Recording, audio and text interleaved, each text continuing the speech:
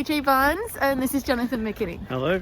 And you are watching a very chilly cold episode of Writing, Talking and Dog Walking. Yeah, we have a bit of a rambunctious dog to deal with as well. Yes. So if Judith disappears... You know why, you're used to it by now.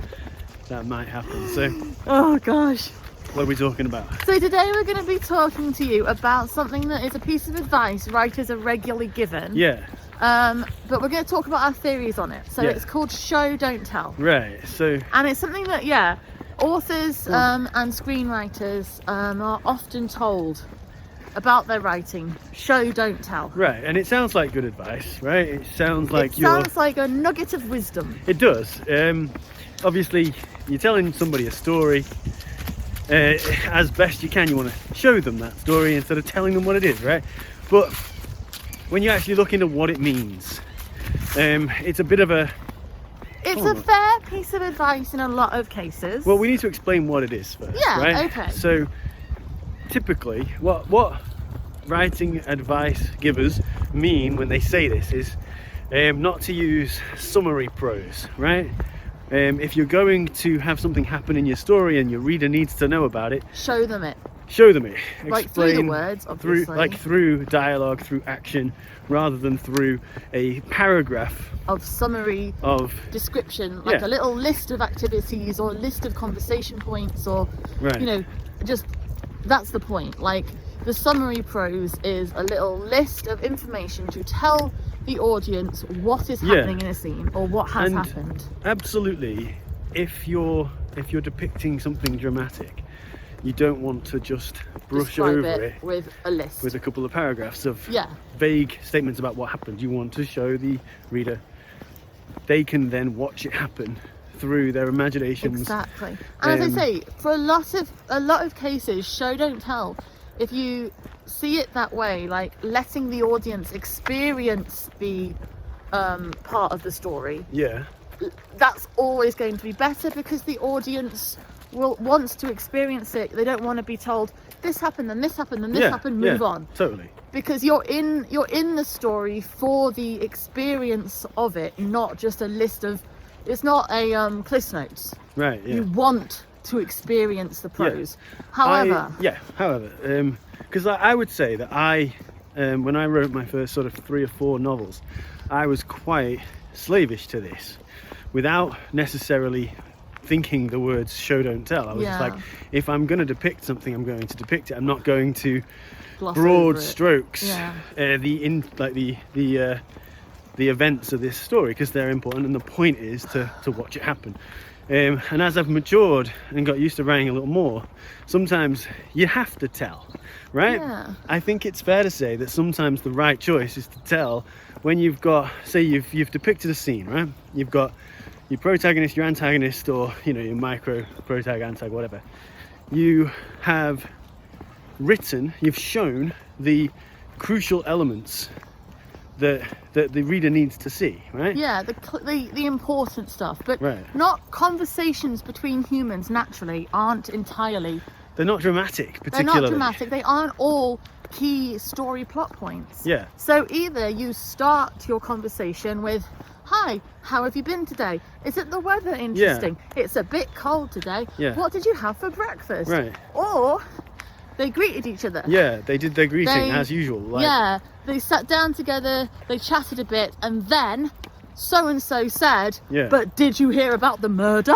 Right, that's very dramatic. So you tell, right? I'm a natural actor. I know, right? What a relief. You tell to set the context for the scene and to sort of finish the scene, and you show in the middle, right? Yeah, exactly. I think that's a more... Another example of where show don't tell won't work is if your book is set over a long period of time. Right, yeah, you can't. You cannot show 150 million words. Like, my books tend to be over a relatively short space of time. Yeah, same here. Just by nature of the way I write. Yeah, well, we write typically like quite high stakes. But that said, Lily Prospero and the Magic Rabbit, it's over a few weeks. Right. So there was no way I could show don't tell a few weeks of a teenage girl's life at school, for instance. Yeah, exactly. You showed them the friendship she builds with Saffron. So for instance, Lily, when she starts school, she has no friends, she wants friends. I mean, that's just a small part of it. Sure, yeah. During a few weeks, or like, I don't know, 3 weeks, she and Saffron, they go from being not friends to friends, but then time passes during that friendship. What you care about in case of that particular plot point of the story is that she and Saffron have become friends and get close. So say that, is there more, sorry? No, just, you can't show the entire day-to-day life of two teenage girls at school. One of the ways that telling can actually serve your story and the world building that you're working for is if you are, say you got 3 weeks passed, right? 3 weeks had passed, and now your protagonist is 3 weeks later because you need it to be, for whatever reason. If you add a few sentences of telling what happened in that 3 weeks, it can speak to the desires that are driving that character. Right? The world that you're building. Because it can be what they valued about that period of time. So I'm reading the either Prisoner of Azkaban or the Chamber of Secrets to my son at bedtime. And J.K. Rowling will do this. She'll spend a few paragraphs telling the reader what Harry did for a few weeks, right? Because you can't do a full school year without doing a book that's like this long. Yeah, exactly. You wouldn't be able to. It would if you wrote everything that you're telling the reader, right? All of those little mini adventures and days out that he has before the school term or whatever, because that's where it tends to be in the passages I've been reading anyway.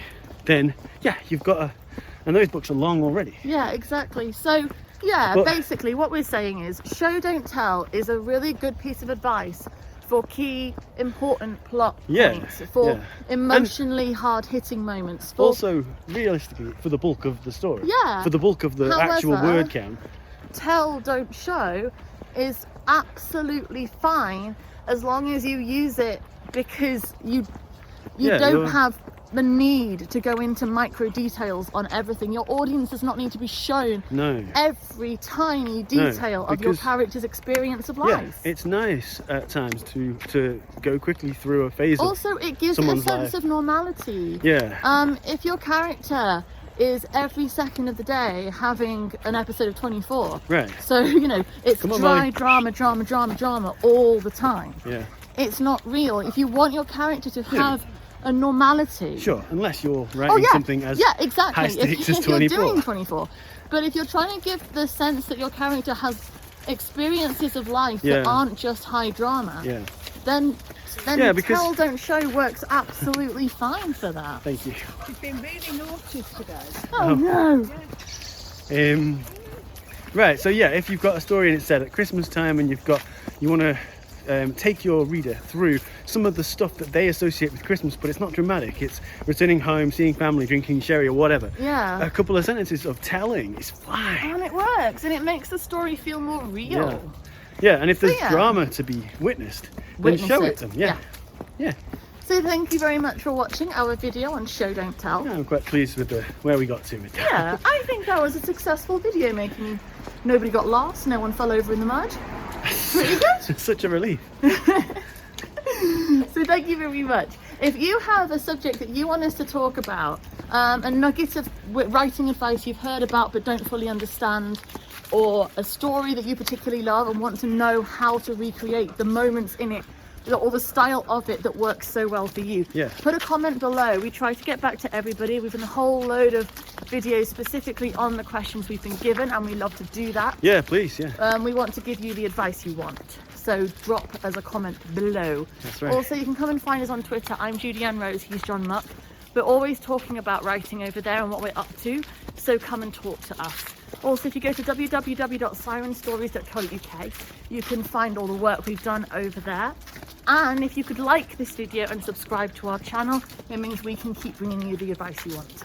All right. So thank you very much, and we'll be back again with another video soon. Thank you very much. Bye. Bye-bye.